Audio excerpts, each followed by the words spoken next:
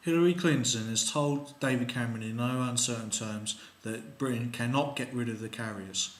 It is vital for the United States' interests and NATO that we keep the carriers, according to Hillary Clinton. Well, why has she said this? Well, in my opinion, the carriers are absolutely vital, and the defence cuts would hurt our our war effort in Afghanistan, as I've said many times. But why does Hillary Clinton especially say this? Well, she is in the pocket of the Israeli First Organisation, AIPAC, which controls much of America's media industry and basically runs America with the Federal Reserve. They are both pro-Israeli organisations, the AIPAC and the Federal Reserve. And this means that America is still believing that it can attack Iran at some point in the future. Now, what is Iran up to, and what can the EU do to prevent war in the Middle East? Iran and Turkey is an interesting case in point. Iran is being tried to be brought in from the cold by the EU, using Turkey as a proxy, an alternative. But Iran cannot produce its own petrol, so is having to export its oil to Turkey to have it processed into petrol, and then petrol is being exported back to Iran. For this, the EU has asked that Iran stop producing nuclear reactors which are capable of producing uranium, which can be used for the development of a nuclear bomb. Now, I don't trust Iran with a nuclear weapon, and I don't trust the Pakistanis with a nuclear weapon either.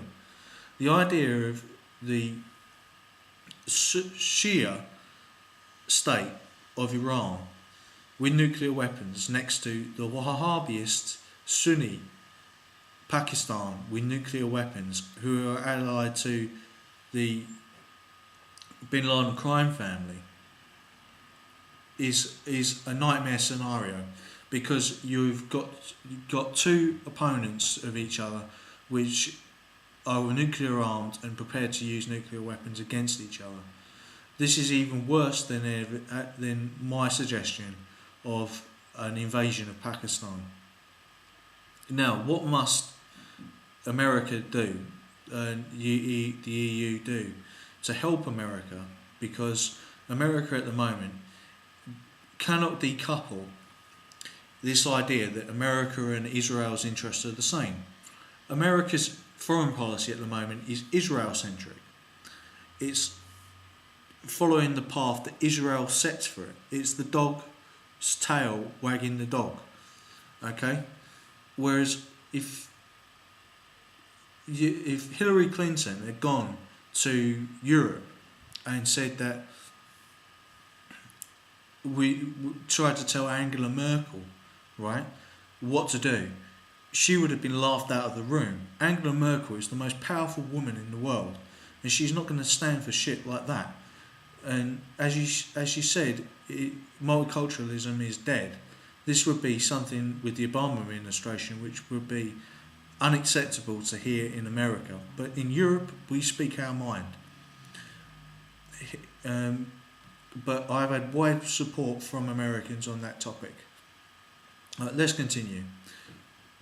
With the Federal Reserve and the AIPAC have an inordinate amount of influence, as do the Saudi princes in America through their proxy, Prince Bandar, who is allied to the Bush family, but is also like a middleman, a diplomat between them and the Bin Ladens. That's the link between them. But the Bin Ladens did 9/11.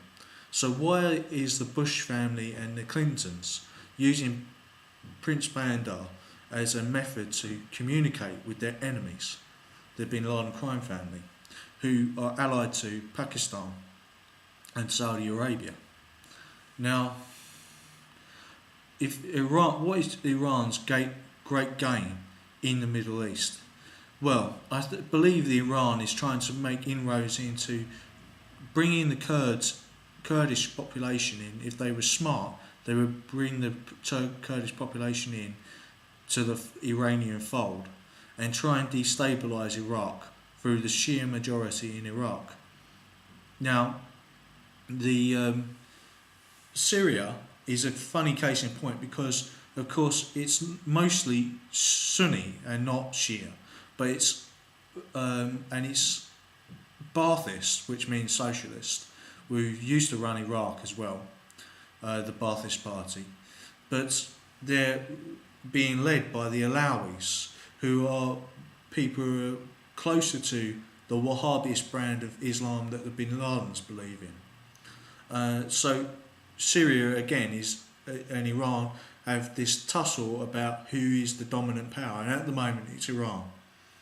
They can influence Hezbollah and they can start a war between Israel and Lebanon at any time they want to, but so do the Israelis. And the Israelis have said on many occasions that they would like to use nuclear weapons to destroy Iran and Iran's nuclear facilities. This cannot be allowed to happen on Europe's doorstep. All right, America, you may think that Israel is your backyard, but it's not. The Middle East is Europe's backyard. All right, we have Turkey, a European candidate country, on our doorstep that will be in the firing line between a nuclear exchange, possibly between Iran, Pakistan, Israel, and Saudi Arabia. All right, with Iraq in the middle and Syria in the middle.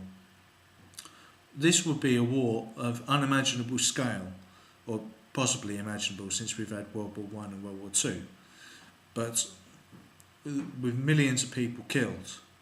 We cannot allow this to happen. So the EU must do something. It must get EU-centric media companies to help the Americans realise that they are a country of the revolution of 1776. They're a European country with Christian values, all right, and Renaissance values of life, liberty, and the pursuit of happiness, the natural and economic rights, right? As Europe believes in. Europe may not be a Christian country, but it is a rational atheist continent. And we can work with you much better than we can with the Israeli firsters in your country. Now, I believe that the anti-European sentiment in America among the Israeli forces is wider than just AIPAC and the Federal Reserve and Israel itself, who have said they would attack Europe. Some of the extreme parties in Israel have said this, and they've actually threatened French frigates with cruise missiles in the last Lebanon war. So they mean it, all right? It's this wider anti-Euroscepticism in America was prevalent in the Bush regime and in the Obama regime as well. And I don't believe that the American Tea Party movement trucks with this. They see themselves as a European country. And so Europe has got to save and wake up European, Anglo-Saxon America. That's the key.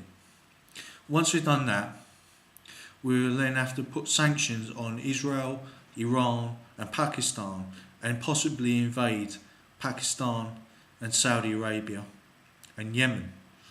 We must be prepared to even invade Israel and Iran if they start a nuclear war on Europe's borders, because Europe cannot afford a nuclear war on its borders. Thank you for listening.